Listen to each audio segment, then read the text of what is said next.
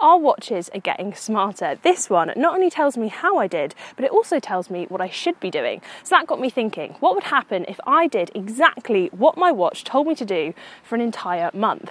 I'm Sarah, this is the Running Channel, and if you're anything like me, your runs are spontaneous with very little structure or planning. So what happens if that changes? And can I trust a tiny microchip to change me? Stay tuned to find that out, and this is applicable to all different types of runners. First though, if you are new around here, please do hit subscribe, tap the bell icon and give us a like. Why not? It's one click and it's free. Now let's dive in and see what happens. Think calming thoughts. Just like get my heart rate down. Don't breathe. Just like get my heart rate down. Yeah, that's my watch telling me my heart rate is too high. I know. I feel ropey, to say the least. Don't tell anyone. But I actually quite enjoyed that. So I'm just headed out on the first session, which I think is already using my historical data. So yesterday I went out on a 9 and a bit K run, quite hard, perceived effort is probably a little bit higher than normal, and so that's why today I've got a lovely easy recovery run at a pace that I wouldn't usually run at. I definitely am one of those people that kind of just always goes fast, because if I go slow I don't think I can go fast. So 7:28, lovely, nice and easy pace for me, and I'm gonna stick to it. I'm gonna follow my watch to the letter. So this is pretty cool. Usually pacing is something that I am awful at, but on this watch it gives you a little, I'll stop so you can see, little red, green, red. So day number 2, and today my watch has suggested a base run of 46 minutes at 6 minutes and 15 seconds per kilometre. Not what I'd usually choose to do after a long day at work, but let's see if it can help improve my mileage and fitness, because that is what it says. This run will gradually increase your running mileage. So let's go. So it's day number 3, and today my watch has suggested some more active recovery. So I've got 28 minutes at 7:20 per kilometre. Again, a lot slower than I would usually do, but I never do recovery runs. So who knows, this might benefit me. Just finished day number 3. I did it a little bit faster than it said to. Whoops.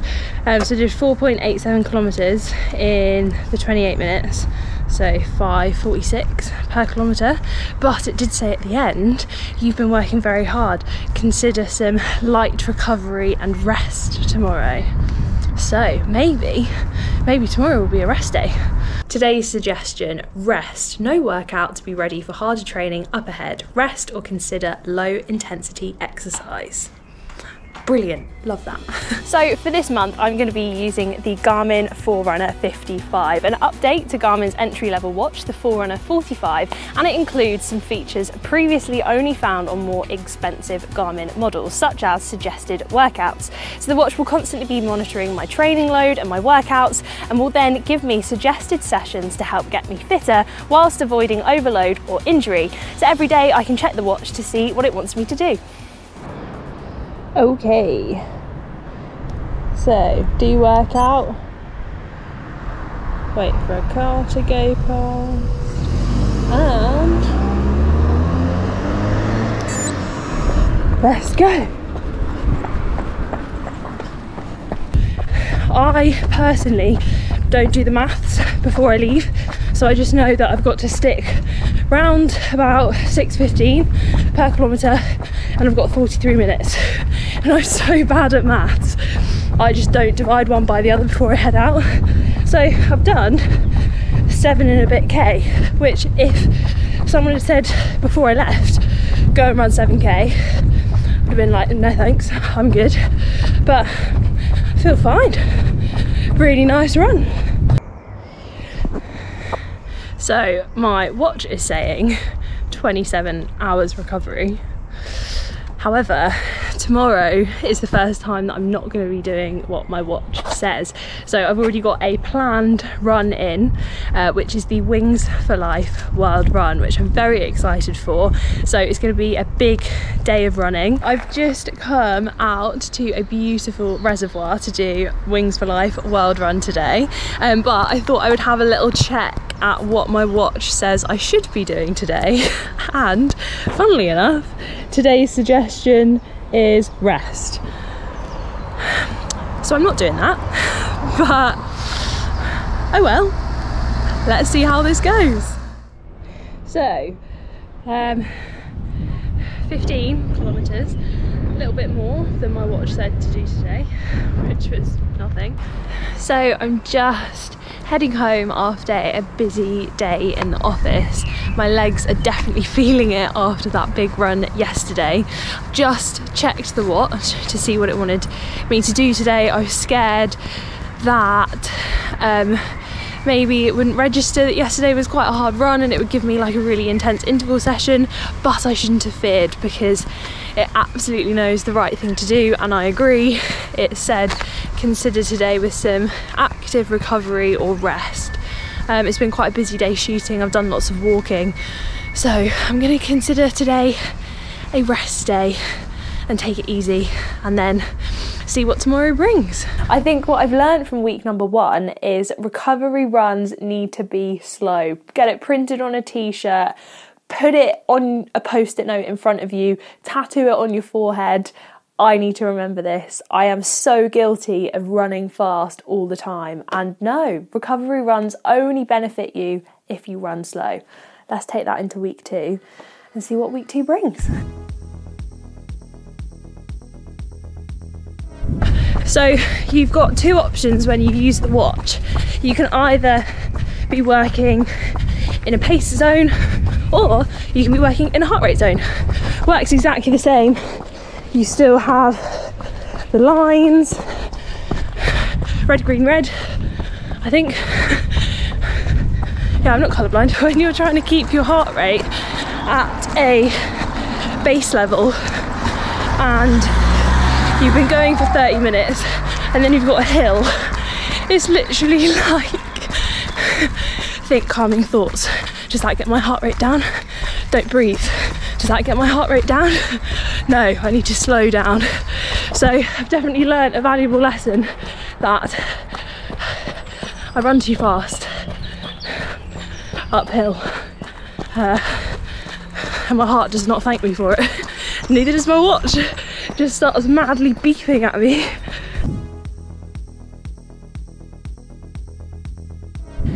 An hour and 9 minutes. Oddly specific, but that's what's on the plate for today. Halfway, because it's a slightly easier pace, it doesn't feel as bad as I thought it was going to, but an hour and 9 minutes is a long time. I think I did over 30,000 steps yesterday, and now my watch is saying 46-minute base run. Let's get this done. Just coming to the end of the 46 minutes. You know what? I didn't want to do it.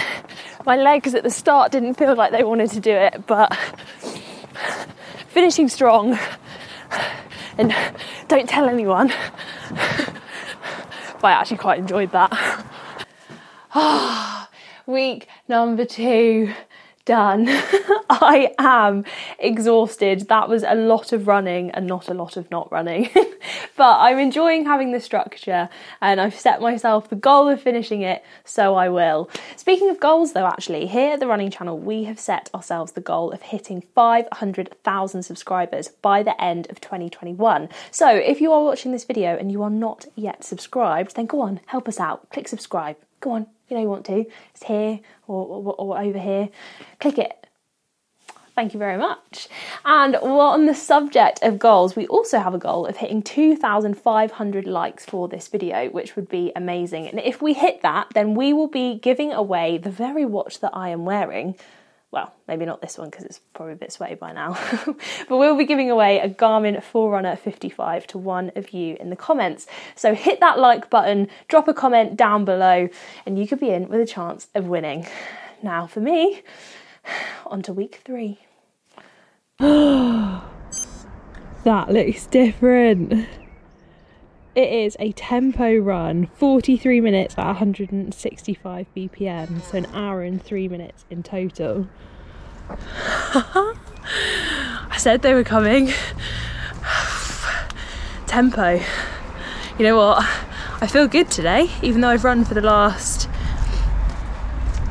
3 days, 4 days, 5 days. I've done a lot of running, but I'm feeling fast, so let's do it. 10-minute warm up, start the watch, off we go.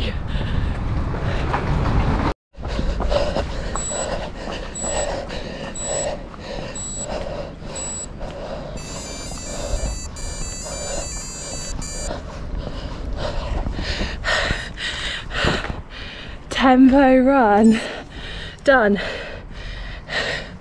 Woohoo! Some speed. Some nice speed though.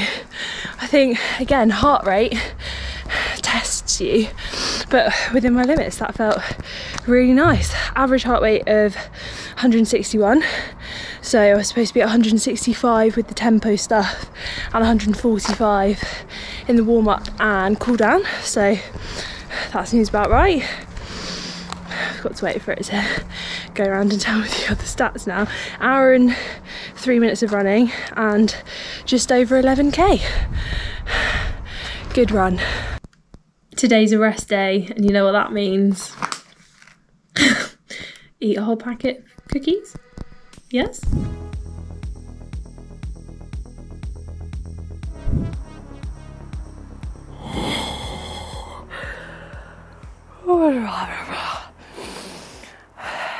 Hello. I was about to say morning.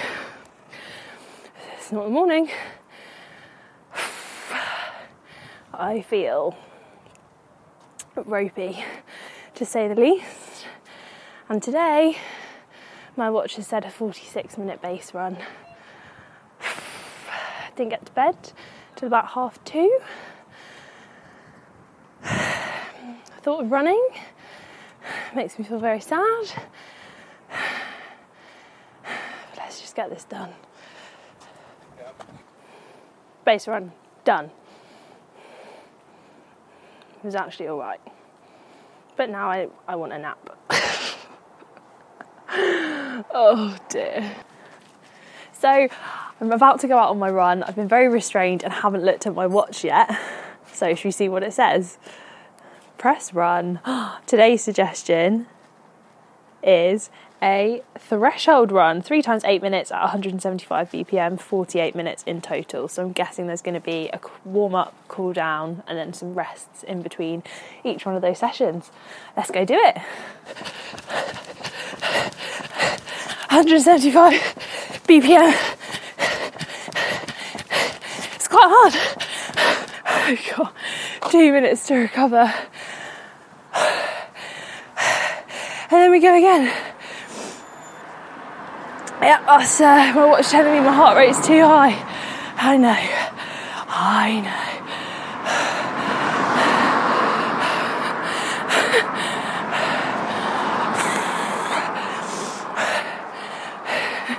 I don't even have the words.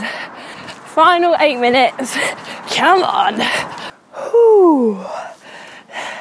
8.5 kilometres, 48 minutes. That hurt.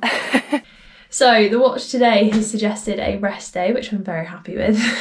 But I am actually heading out to do a different activity today, and that is to try and remember how to play golf.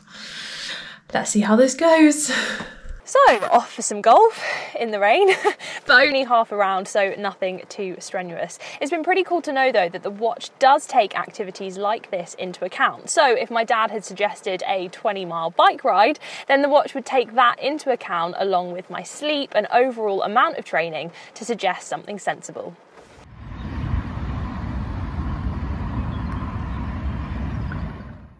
Oh, week number 3.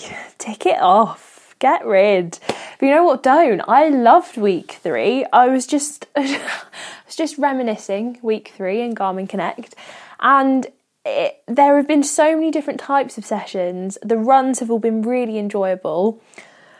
There was that day where I didn't have enough sleep, and I really paid for it. So there's my lesson learnt. But you know what? The watch has given me sessions which I feel happy with at the end, and I think that's all you can really ask for. Lots of variation. Really enjoyed that. Really looking forward to week number 4. Summer has well and truly arrived in the UK. It is baking. I've just done a base run. Now I'm just having a little cool down walk with Monty. It's warm though.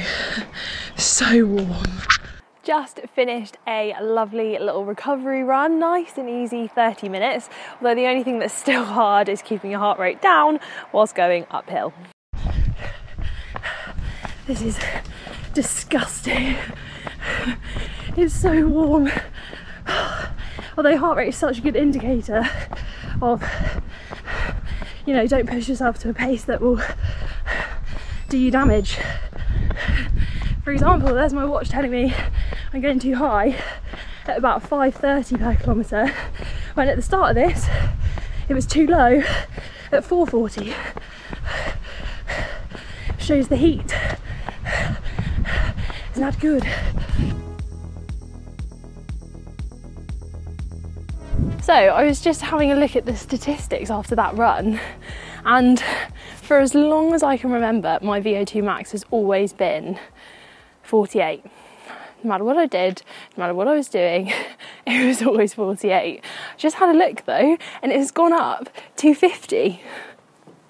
That is amazing. And you know what? I think that is an accurate measure of how varying your workouts, mixing it up, and not just doing what I was doing before, just going out and running at the pace that I thought I could run at, you see real improvements.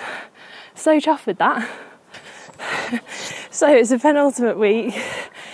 The camera's probably going to flatten that hill, but it took me until the brow of the hill, running up it, to go over the heart rate, which I will take as some progress, because 4 weeks ago I was hitting 160 BPM easily halfway up. So progress. So it is the final day. I can't believe it. I think compared to the other challenge that I've done, which was train like an Olympian for a week, go check it out if you haven't already, that one, the end of it felt like reaching a kind of huge milestone, whereas because all of the training that I've been doing for a month has been, you know, pushing me but within my limits, and it is achievable to carry on doing past this point, it kind of feels nice. Like, I'm happy that I can tick it off and I can say that I've followed my watch for the entire month, but also I'm excited for next month. Here we go. 24 minutes, 175 BPM. It's so warm. Let's do it. My goodness. What have I learnt from that? Definitely use heart rate on warm days, because at 175 BPM, I would have expected to get, you know, probably close to 5k there. Nowhere near. So that run brings us to the end of following exactly what my watch tells me to do for an entire month. Wow, I don't think I have ever had so much variation in terms of what I'm doing, and being able to get that VO2 max score up as well at the end is a real, tops it off very nicely. I would definitely use this again, and I'm definitely going to carry on using this feature on my watch, because when I finish doing crazy running channel challenges, or when I get to the end of a race, you always have that period of, I'm not following a training plan anymore. What do I do now? Do I head out for a time trial? Do I do a 10k? Do I do a half marathon? What do I do? But if you have your watch on your side as well, suggesting what you should do, then it kind of takes away that extra added layer of procrastination in terms of, oh, I don't even know what to do today, I'll just go out 5k at my race pace, which I am definitely guilty of doing. You've also got the option of Garmin Coach though, if you do want to train for a specific race or a specific distance, but for the interim and for just improving your general fitness, I don't think you can really go wrong with suggested workouts, and I'm very happy with the outcome of this month. If you've enjoyed following along with me and you want to suggest any other challenges or Garmin features that you want us to test out, then do leave them in the comments down below. Thank you so much for watching, and we'll see you next time on the Running Channel.